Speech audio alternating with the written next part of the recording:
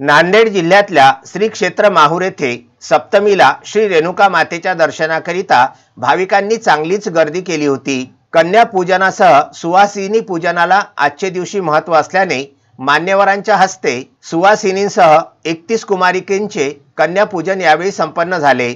सकाळपासून भाविकांनी चांगलीच गर्दी केली होती। पायथ्याजवळील चप्पल स्टँडपर्यंत दर्शनार्थी भाविकांची रांगच रांग लागली होती।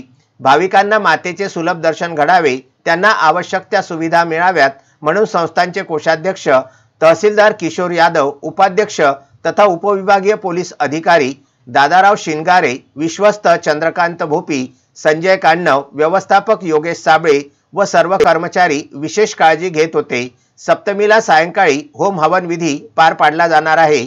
संस्कार भारतीच्या वतीने सप्तशृंगी मातेची रांगोळी माध्यमातून सेवा अर्पण करण्यात आली।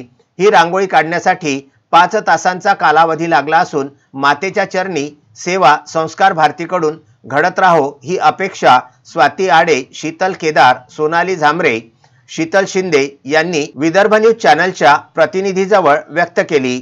संजय घोगरे, विदर्भ न्यूज, माहूर।